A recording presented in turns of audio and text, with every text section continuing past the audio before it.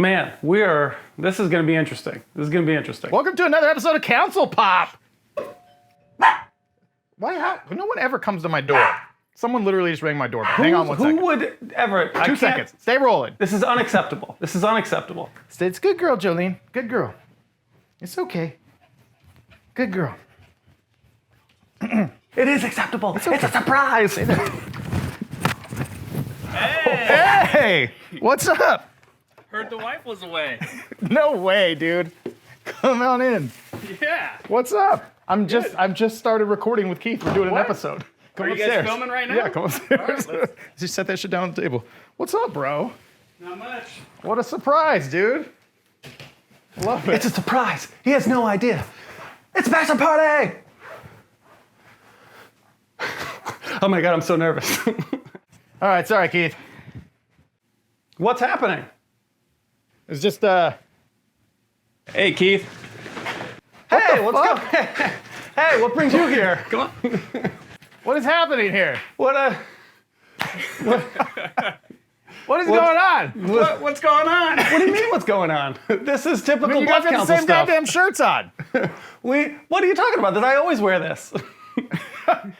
Holy All right, I'll shit. get out of the host chair. What are you guys doing? Richie was not at your bachelor party either, No. because we don't value you at all. Yeah. Well, I planned the weekend. I timed it like that for a Perfectly. reason. Yeah. So we wanted to celebrate you. We felt left out. We were hurt, and we wanted to do a little surprise for just to let you know that we care. We care so More much. for us. Than... Yeah. No. You guys, you're doing it for you're doing it for the views. You're doing it for the clicks. I've never had the opportunity to meet Richie before, so this is. Yeah, that's right. This Nice is to it. meet you, Keith. Pleasure to meat you. Finally. This is quite the situation. Richie, let's get you a chair. Do I need a chair? Yeah, let's get you a chair. Did you watch The Gray Man? I did. Oh, I'm sorry.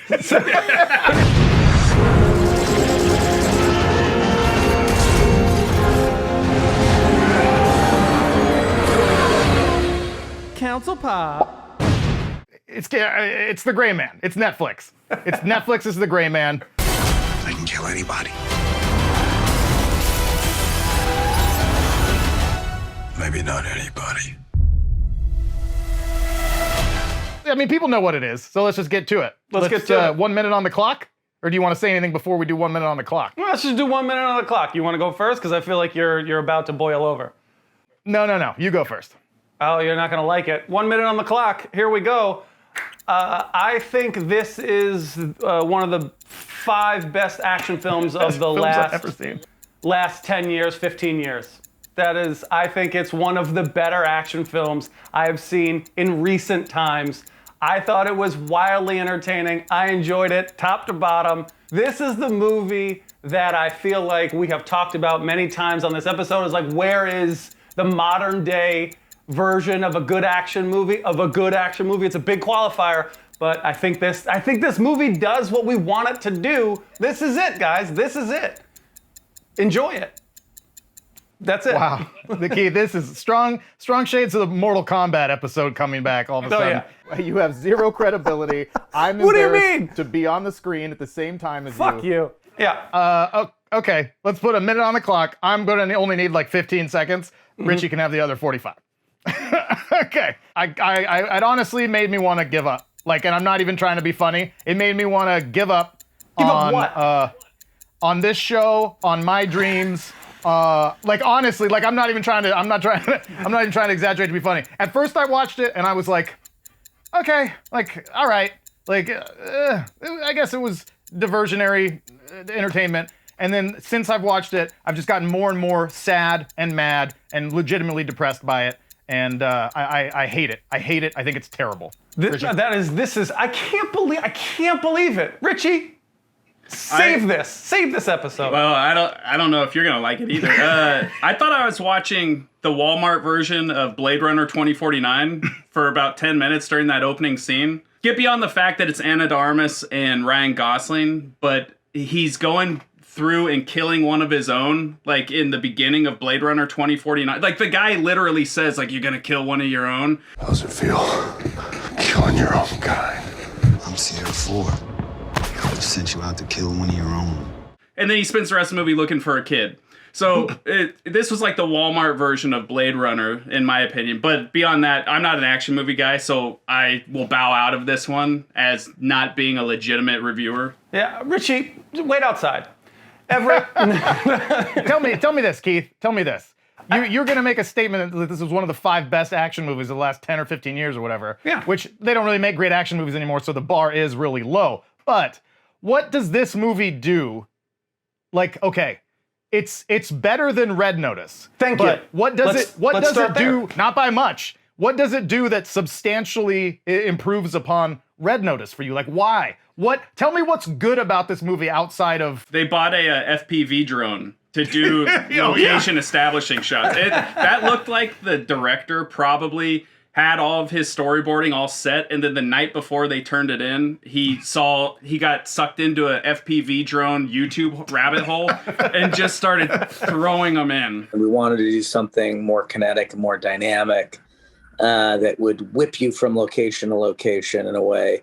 Like, they got a new toy and they're gonna use it. You're probably right, but listen, God, all right, give me a second here because I feel like we can both be right on this. I feel like we can both be right only because my bar is set so low.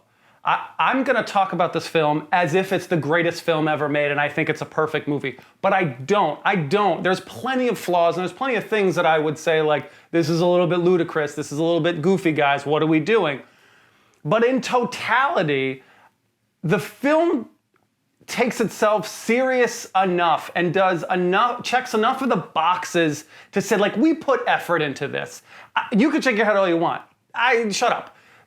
Absolutely, all of the story beats make sense. Like, the film as a whole is not revelatory. It is a very basic story, but it's executed pretty well, better than any other movie has done in recent history.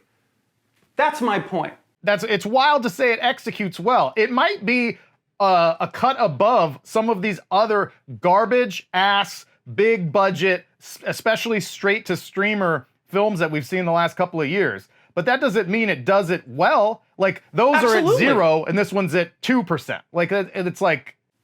The cinematography I thought was very good. Visually pleasing film. Very visually pleasing. The lighting was great. What are you talking about? That's obvious. No, this is crazy, Keith. It's like I'm in Bizarro World. I'm honestly, I'm not even trying to be dramatic for the sake of comedy. I'm like legitimately like sad and offended and shocked because like cinematography is great.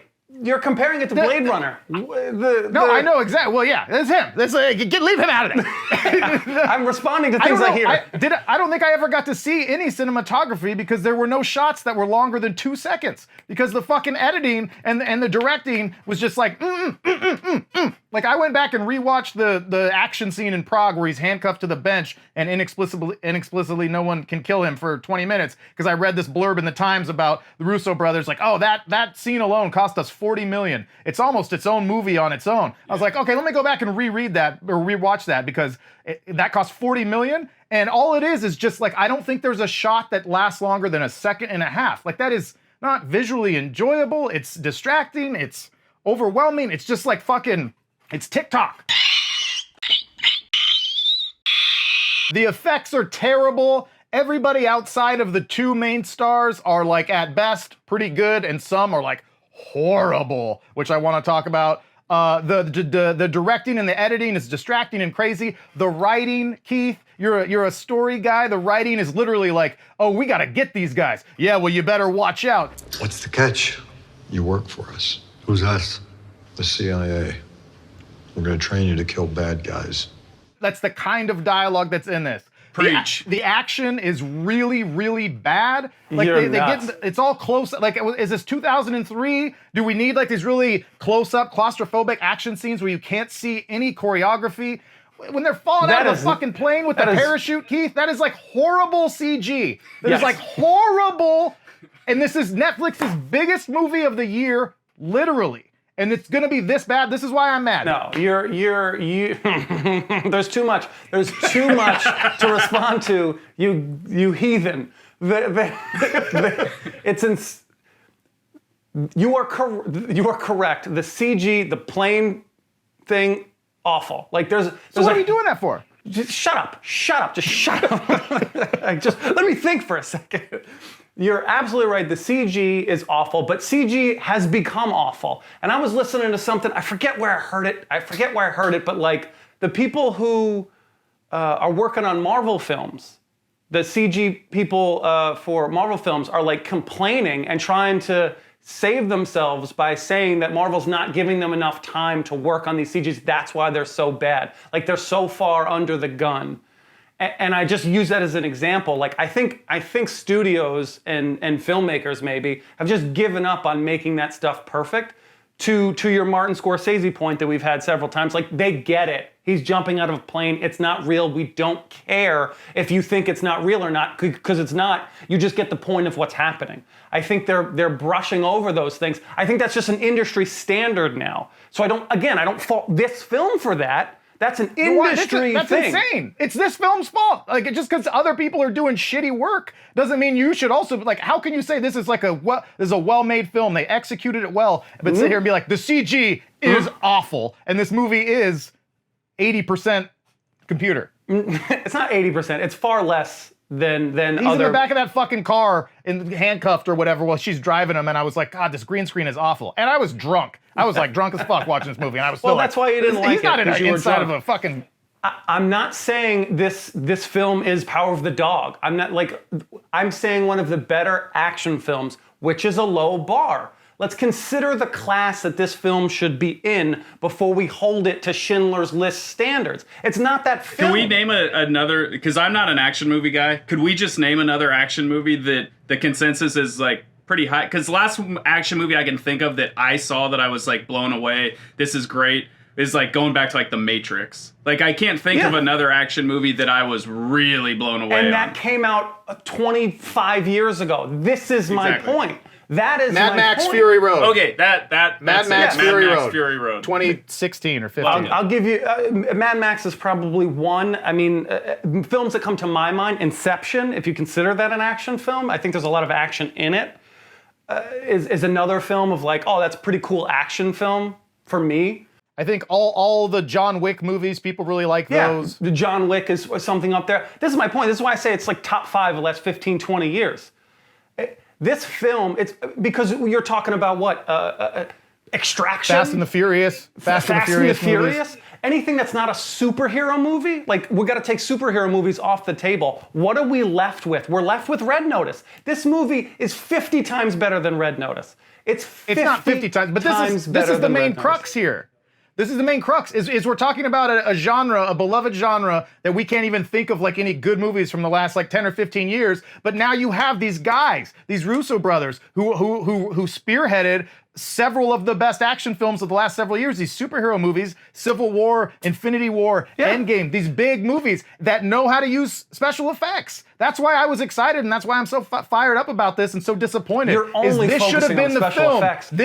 This should be the film that gets us all jacked again. Like, fuck yeah. Dope spy film, stars, huge budget, 200 million? Where'd that fucking money go? Like, don't give them a pass because everything else is bad. Like, this is also bad. I have to compare it to today. I have to compare it to what's around it. What are we comparing this film to? What are you, Citizen Kane? We don't have to compare. This is the original argument we had. Reviewing or criticizing or critiquing has nothing to do with comparing. It has to do with watching it and taking it as art. What is it? I'm watching this movie. I'm not watching this movie to compare it to The Matrix or to fucking Chinatown. I'm watching it to be, is this a good film? It's not a good film. You can like it. It's just not a good film. No, for what it is a good film. For what it is. What this film is trying to do, it does exactly what it's trying to do at a pretty good level. Nothing is out of left field. The story makes sense as it's laid out. It's told in somewhat of an interesting way, in a lesser director's hands, because I like the Russo brothers, I do. This movie is just about Ryan Gosling protecting that girl the whole time. You just come in, you're like, you gotta protect this girl. And then it's a goofy kind of like The Rock comedy, action comedy, where he's like, putting on a tutu, but also defending this girl as they're stuck in that home. Like, But this movie has multiple Now that layers. sounds interesting. But this movie has That needs a multiple layers sequel. of conflicts. It balances several characters fairly well. You learn all their wants and their needs, and they all make sense. Like, it just makes sense. I'm not. You learn their wants and needs? Yeah. What character development is there beyond maybe some for Ryan Gosling? Chris Evans is just like a fucking metrosexual psycho. He's fun. Ana de Armas, I don't know anything about her fucking character. Remove yourself from my personal space. We get a 1, personal space. 2, personal space. 3, stay out of my personal space. I don't know anything about, I know Billy Bob loves his niece. And then here's your nothing comes out of left field. That woman, that supporting character woman, the CIA agent, is the person that kills your main antagonist. She's just been like a fucking background character for the whole film, and she's gonna be, oh, he got shot by her, what a fucking twist. Like, who gives a shit? There's no emotional connection there. Like, there's all these journeys are for nothing because your main antagonist, who we like a hell of a lot more than this annoying side character who's just been like, stop, stop, stop. We did not give you permission to kidnap former CIA personnel and their family members. Like this nagging voice in the back, she's the one that kills him. I mean, it's stupid. No, It's you just didn't stupid, like it. Keith. You just didn't like it. You just didn't like it, and that's okay. You're gonna tell me that's not about liking it. It's a good film construct to have a character who's been in the background the whole time just end up being actually like do the most important thing. What does that do for Ryan Gosling's arc? What does that do for anybody's arc? Like It sets up the sequel. It sets up the franchise that there's already been greenlit. The franchise is greenlit. They're gonna have 7 more of these films. This movie is based on a book, I believe, a series of like 007 type books. So this just sets up this collision course. Hey, if we know anything, it's sequels. Sequels are the best. That's All right, true. they're always better than the original because they've got more time and they've got a little bit of experience. You have described the highest level of expectation you can give a film, and you're surprised you didn't like, like give it. these people credit. It's unfair. It's what you're doing is unfair to the film to be like, this movie better blow my socks off. It better be revelatory in every single facet. I better just ejaculate everywhere every time I see a shot. Like, it's insane what you're asking this film to do. It's not. It's not. You're exaggerating, obviously, for the sake of comedy, except for the ejaculation part. I do expect and want that. But, like, you Especially can't... an Ana de Armas film. All right, Richie. God. I disagree. For the record, I stand by she's it. hideous. This should be a genre-saving film. That's how I honestly feel. I don't need it to be like, oh, every shot's a fucking masterpiece. But again, why not? Like, I do want, like, he brought up 2049. That's not an action film, but it has action elements, and every shot is a fucking masterpiece. It can be done if you give a shit enough about your product, your final piece of art. It can be done. Yeah, You have... Everett, the Warriors won 73 games. It can be done. Why doesn't every team win 73 games? What the fuck? What level of standard are you holding this film to? It's absurd. I'm holding it. It's absurd. I'm holding it to a standard of a $200 million budget for maybe the biggest and most active studio right now making films with a great cast, with great established directors, with fucking carte blanche to do whatever you want. I want a really great movie. And even that, I'd settle for really good. And even that, I'd settle for, you know what? That was pretty good. And even that, I'd settle for, all right, cool. It's not even those things. It so is. I'm not holding it to some crazy thing. It doesn't need to be fucking Citizen Kane or The Godfather. We'll rewind the tape. The phrase you used was genre-saving film. Yeah, but we're talking about how every film in that genre is trash for 10 years, so it's not that much to expect. You have all this great talent. I'm just gonna keep repeating myself. I don't want to. You're only hung up on, all I hear from you, the only point you have is the CG.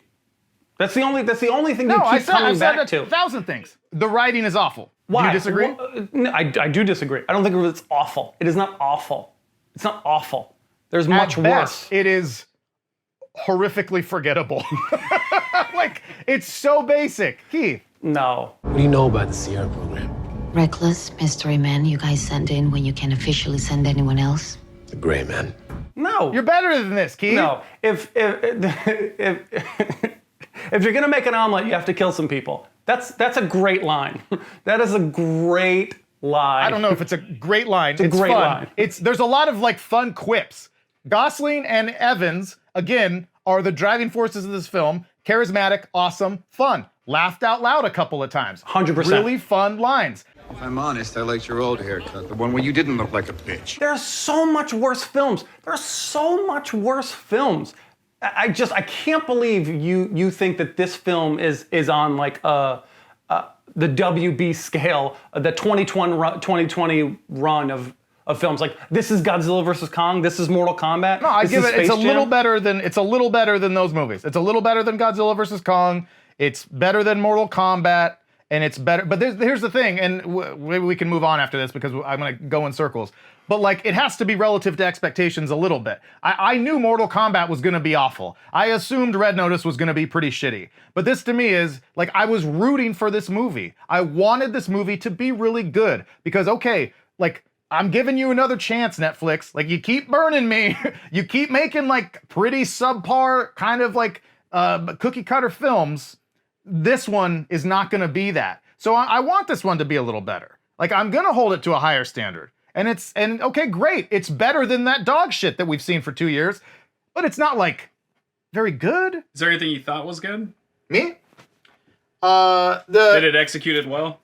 Honestly, I think only Ryan Gosling and Chris Evans. I think that it's hard to dislike those guys. I think Ryan Gosling is an incredible actor and incredibly charismatic. That's just casting, though. Well, yeah. Like, so they did casting well. And their performances. I thought the writing, sorry. Like, their performances to go, casting is important, obviously. I thought the action was pretty good, although I don't like action really in movies, so that's why I wouldn't like the movie. But the action I thought was passable. Richie, what is your favorite movie? I don't know this about you. What is your favorite movie? I've said it a million times. 2001: A Space Odyssey. That's what I was Followed afraid Followed up by Apocalypse Now. 2 movies that are like marathons, slow burns to go through. They're right up your alley, Keith. We're doing those 2 next week. No, thank you. No, I think I suggested it when we were doing the fan suggestions, and Ev just threw it to the bottom of the pile. Yeah, so we did Fight Club. Absolutely. Yeah, that's a good movie. I feel like you can't even call Fight Club a movie if you call The Gray Man a movie. Like, those aren't even the same. They're completely different forms of entertainment. So historically, they're not great. Action films are not gonna win Best Picture. They're not Best Picture films. Like, they're not that like caliber of films. Yeah, like, I don't need that. I'm not asking for that. I'm just asking for somebody to give a shit about the special effects. Maybe. I will say, okay, I thought the sound in The Gray Man was pretty decent. Sound was good. I'll agree with that. There you go. So we have good sound. We're reaching. Sexy and good leading men. performances. And good performances. No. Let's not go good performances. Let's not paint with that broad a brush. Because there was some nightmare. Okay, nightmare. Who? Nightmare. Who? Rege Jean-Page. Your life goals, should you have any, would suffer incalculable damage. Is that not like, I can't even... Is he the CIA guy that's like running the show? Yeah, from Bridgerton. Yeah. I am yours, Daphne. I have always been yours. That guy, he was awful. That guy was awful. Well, his writing was pretty bad. Yes, but like, that guy was doing... Like, that the woman, I think the actress's name is Jessica Henwick, the one who mysteriously shows up to save the day at the end. She is also not very good. But at least she's like trying hard. It's 10 years of my work on the line. But so she's not good in that way. That guy, Page, is just kind of there. And that whole time, you had no reason to believe he had another agenda beside the op. Like he's just taking up space. And those are 2 roles which it's another problem, are played by 25-year-olds. They're leading the fucking CIA spy division. Okay, but like so they should really be bringing it. That guy, honestly, like, I fell asleep in his scenes. I was just like, the fuck is this guy doing? Is he? You're insane. This is a waste of Ana de Armas as well. In my opinion, I don't know where you guys stand. No, I would lean towards. They should have given her a little bit more to do. She didn't have a ton to do. And she was like his Uber for half the movie. yeah. They could have used her more strategically. Jolene, get out of it. Get out of it. All right. Sorry. But dog's eating dental floss. I gave it to her. Wait, can I say something? As someone who is admittedly not into this genre, if this were like an attempt to bring me in, like, this is the best we've got, check it out. try this on for size. I go, yeah, I'll go back for another 20 years. I'm good. And see, not missing much. Where I don't think this film is trying to do that. This film is not this film is a carbon copy of 7 different other films. It's the Bourne movies. It's John Wick. Like you said, it's one of the best in the last. But why isn't it trying, Keith? Like, why shouldn't it try? Like, should it not try? Maybe that's the question. Like, shouldn't it try? Because I think it does both. I think it doesn't try in the sense that it doesn't try and reinvent the wheel. This film, I don't believe, is trying to be a genre-defining film. It's not trying to reinvent the genre. It's not trying to do something different in that way. I think it's trying to package up things that people generally like, and this is probably a studio decision. Netflix is saying, give us a smash hit. Go do exactly what people want. And they go, okay, but they executed it at a pretty high level, especially compared to what has been out there since the early 2000s, late 90s. Do you think the Russo brothers watched this final cut and were like, yeah, nailed it. Like, this is really good. We made really good work. When I talk to them tonight before I go to bed, I'll let you know. Because we always talk about trying to be in those conversations. Like in these rooms, which with every episode of this that we release is less and less likely that we're ever gonna get invited in. But like, true. I honestly feel that way. Is like, is like these like because to me it's I'm trying to compliment all of these people involved by saying that I know they think yes no yes this is your version of complimenting guys yes. Because they're better than this. I know they're better than this. I know that the Russo brothers know how to write and direct a really great film. I know that everyone involved is capable of making a great film. So I have to watch this film just for what it is, no comparisons. And do I think this is a great film or even a really good film? No. Do I think that those guys and those girls who made this movie watched it and were like, yes, we made a really good movie? No, because I think higher of them than that. And so then that leads me to my rage, because then I'm like, okay, so they know they just kind of didn't do, it's not as good as it could be, or it's not, it's not great. And they still put it out there and expect us to just be like, yeah, cool, explosions. Like, fuck you. I'm not that guy. One, I think critically the film is getting panned. Like, and I was disappointed to see, I am in the minority, so clearly, what the fuck do I know? I'm an idiot. I like Dumb and Dumber, so what do I know? Dumb and Dumber is fucking bridge over the River Kwai compared to this shit. The action in Dumb and Dumber was pretty solid. When he rips out the guy's heart? Yeah, it's pure gold.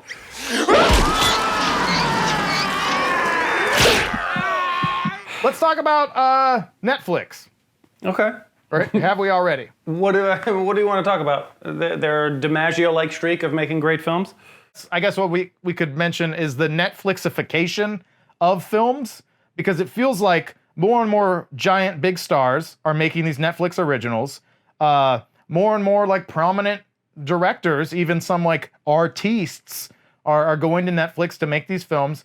But it does feel like, would you agree or disagree, that a healthy majority, not all, there are exceptions, but a healthy majority of these films that are being Netflix originalized are like, there's something missing, like it's subpar compared to, let's say, those people's other work, again, generally speaking? Or do you think that that's crazy? No, I agree. I generally agree with what you're saying. I think the straight to streaming still has a little stench of like straight to DVD. There's like a hint of like, oh, this is like a film that's never going to do well in theaters. It's a second class kind of thing. There's like still an aroma of that around these types of films, even though they're $200 million films. Some of these films are huge, big blockbuster type films. But that tide is changing, if it not has already changed. So I think we're in the middle part of that transition, to be honest with you, because at some point in the next 5 years, theaters won't exist. So there'll be no other option. There'll be no other option. So I think we're in the middle, maybe even towards the latter half of that changing, where we're only getting Netflix films, Hulu films, Disney Plus films, blah, blah, blah, blah. Do you think in those rooms, in those back chambers of Netflix, do you think that in those rooms and in those top secret like conversations that the executives are like like they're aware that this is what I want to know. Like, do you think they know that they're kind of watering down the quality? Yeah. That is the biggest issue. I don't blame filmmakers. I don't blame actors, filmmakers, who have the people who bring films to life. I personally blame studios with no real basis, but I assume that they don't care. They look at a spreadsheet of what the algorithm says that people like. Algorithms, baby. Yeah. They say do that. They say just do that. If we punch in this plus this equals money, do that. Just do that. And they don't. There's no more. The art of film is dying. Unfortunately, the art of film is dying. Is that intentional?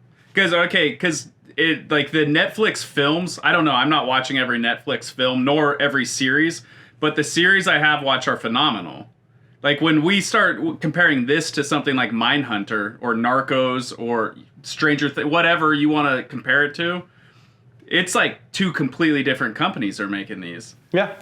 Is the push towards series? I don't know. I don't watch any Netflix films for this reason. I would say yes. Yeah, I would say yes. And the reason... More screen time. 1,000%, that's exactly what I was going to say. I think the reason that they're shifting more towards series is because they're going to get you to come back. The film is one and done. You're never going to watch that. You'll never watch that film again. But Stranger Things, I'll get you for 5 years if you like this. If you like the show, if it's a hit, I got people for 5 years to discover other things on the 10 hours a year. Yeah, and you're going to discover other things on the platform because of that. Stay So on the we're going to platform. put our best foot forward on series, 100%. That's why they extend these documentary films into like 8-part series where it's just like the When they don't middle, need it. where they tell you who's the killer in episode 2, and they're like, but maybe, but as she died, she said it's Ethan. And then, but who could it be? It's Ethan. She said it's Ethan. But episode 5 talks about her aunt. Like, no, it's Ethan. Like, in the end, it was Ethan. Yeah. Surprise. Yeah. That fucking guy, the hitman, Lone Wolf, the guy. Who? I know exactly who. I don't know any of these fucking character names. You know what I'm talking about? Of course I know who you're talking about. I have a lone wolf tattoo. He was one of the mercenaries that had a change of heart. Had a change of heart and decided not to kill Ana de Armas. You know what? Go ahead and break this wide open. I'm not into killing women and kids. That's fucking writing, Keith. That this guy who's their guy who's fucking chasing him and trying to kill him beats her up and wins and goes like, take the chip. Yeah. I want out. It's like, well, why'd you just go through this fucking fight, you piece of shit? There's a twist they threw at It's a you. really good twist. The writers who brought you the rat from Endgame had to do one lazy, convenient thing in their film. Like, it's their trademark. It's what they're known for. It's one really convenient thing that just helps their film move forward. They had to do it. They had to do it. This whole movie is a convenient thing to move the fucking film forward. You're so stupid. Keith, this is insane. This is You're insane. Keith, you're insane. what was your favorite part, Keith? My favorite part by far is when Chris Evans yells, Because I got shot in the ass, Suzanne! that's The one thing at the end where Chris, I can't remember what it is he says leading up to this, but he says like, do you know what I'm thinking right now, or something like that, and Ryan Gosling's reply is that you overshared. Or something. Like, I thought that caught a chuckle out of me. there are a handful of quips and funny. This movie is fun in that way, and it's not too funny. Like, the film takes itself serious enough to not play those moments for laughs, because those seem more like naturally inclined from those characters to say those sort of things. The line that I love where he says, because I got shot in the ass, and he's like yelling and screaming. It's funny to watch him do that, but he's not playing that as a joke. Like, and I'll give you an example of where a film would play it as a joke in True Lies, a movie that we both adore. Richie, I'm going to assume that you adore it as well. What's that one? True Lies? Jesus Christ. Never seen it. Back outside, Richie. It's shit. Where Tom Arnold hides behind the light post or whatever, and they're shooting at him, and then when they stop shooting at him, he checks to see if his dick is still on. Like, he's like, oh, am I still okay? Like, that is the film playing that moment for laughs. That is not a sincere moment. This film does not do that. And I love that about this film because a much lesser, worse film would play all these funny moments. We named a handful of funny moments that were taken serious by the film and stuff that we still enjoyed. Like, that's a delicate balance to do, and this film executed it well. It's just another thing that this film that just like does decently, pretty well. Add it to the list. Yeah, chalk it up to another win for the Gray Man. You guys What suck. a fucking great movie. You guys.